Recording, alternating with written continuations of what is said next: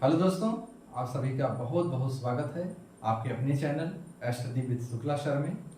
दोस्तों, आज के वीडियो में हम पढ़ेंगे बाल मनोविज्ञान के अंतर्गत बाल्यावस्था के बारे में। तो चलिए हम पढ़ते हैं। बाल्यावस्था की आयु होती है 6 से 12 वर्ष। 6 से 12 वर्ष की आयु को बाल्यावस्था कहा जाता है।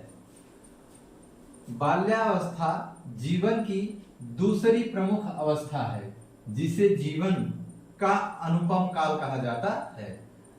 बाल्यावस्था को जीवन की दूसरी प्रमुख अवस्था कहा जाता है, और पहली जो प्रमुख अवस्था है वो शैशवावस्था है। और बाल्यावस्था को जीवन का अनुपम काल कहा जाता है। ये कई बार दोस्तों पूछा गया है परीक्षा में, जीवन का अनुपम काल क्या है? तो जीवन का अनुपम काल है बाल्यावस्था। स्कूल जाने की प्रमुख अवस्था बाल्यावस्था ही है। बच्चा जब 5 या 6 साल का हो जाता है तो वह स्कूल जाना शुरू करता है, इसलिए इसको कहा जाता है ये स्कूल जाने की यह आयु है। स्फूर्ति आयु माने बच्चा जो है बहुत इसमें फुर्तीला होता है।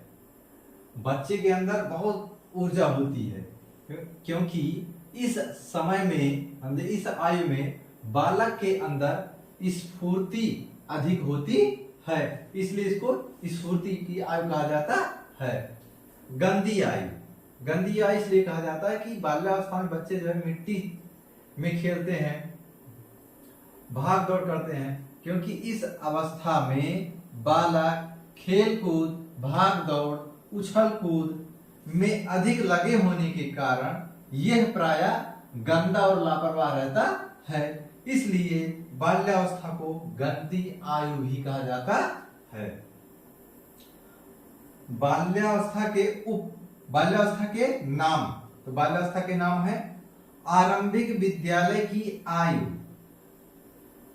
बाल्यावस्था को आरंभिक विद्यालय की आयु कहा जाता है कि बच्चा जब 5 या 6 साल का हो जाता है तो वो विद्यालय जाने लगता है, इसलिए उसे कहा जाता है आरंभिक विद्यालय की आयु। स्फूर्ति की अवस्था, बाल्यावस्था को स्फूर्ति की अवस्था भी कहा जाता है। गंदी अवस्था, जीवन का अनोखा काल, बाल्यावस्था जीवन का अनोखा काल है। दोस्तों, प्रश्न यहीं से बनता है, और ये कई बार आपके यूपी टेट में पूछा गया है कि जीवन का अनोखा काल क्या है? तो जीवन का अनोखा काल है बाल्यावस्था। स्फूर्ति की अवस्था कौन सी अवस्था होती है? तो स्फूर्ति की अवस्था होती है बाल्यावस्था। गंदी अवस्था कौन सी होती है? तो ये भी बाल्यावस्था। मूर्ति चिंतन की अवस्था, बच्चा बाल्यावस्था में जैसे ही प्रवेश करता है वो मूर्ति चिंतन करना स्टार्ट कर देता है, मतलब उसमें परिपक्व मैच्योर नहीं हो जाता, वो मूर्ति चिंतन करने लगता है।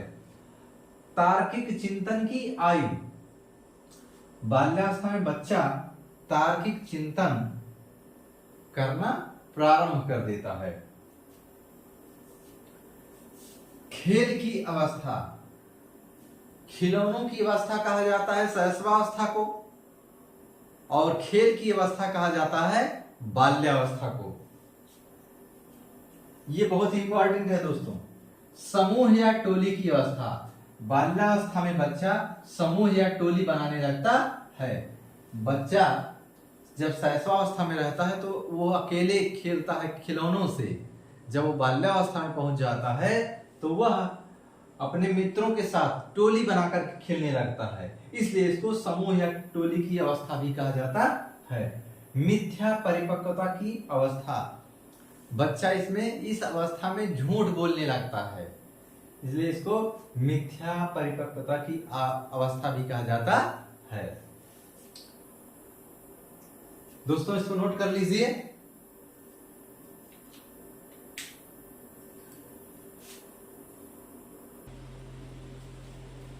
बाल्यावस्था के उपनाम, तो बाल्यावस्था के उपनाम है जीवन का अनोखा काल, छद्म परिपक्वता, बहिर्मुखी व्यक्तित्व का काल। बाल्यावस्था के संबंध में कुछ महत्वपूर्ण कथन है, परिभाषाएं हैं। कुछ विद्वानों ने अपने अपने महत्वपूर्ण कथन व्यक्त किए हैं, तो चलिए देखते हैं हम। कोल व ब्रूस ने कहा है, बाल्यावस्था जीवन का अनोखा काल है। दोस्तों यहां से प्रश्न बनता है, कई बार ये पूछा गया है, ये परिभाषा बहुत बार पूछी गई है यूपी टेट में। पूछ लेता है कि जीवन का अनोखा काल किसने कहा है बाल्यावस्था को, तो इसको कहा है कोल व ब्रूस महोदय ने कहा है, बाल्यावस्था जीवन का अनोखा काल है।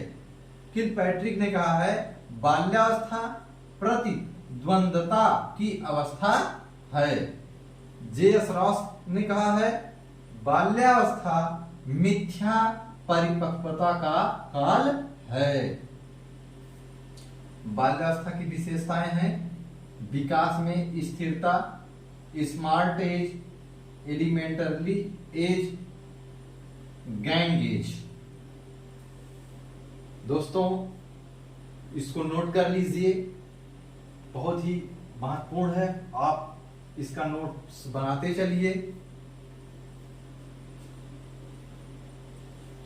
दोस्तों यदि आप लोगों को हमारी वीडियो पसंद आए तो वीडियो को लाइक तथा शेयर कीजिएगा, चैनल को सब्सक्राइब कर लीजिएगा, बेल आइकन को जरूर दबा दीजिएगा, ताकि आप लोगों के लिए ऐसे ही हम वीडियो लेके आते रहें और आप तक हमारी वीडियो पहुंचती रहे और आपकी तैयारी होती रहे। धन्यवाद।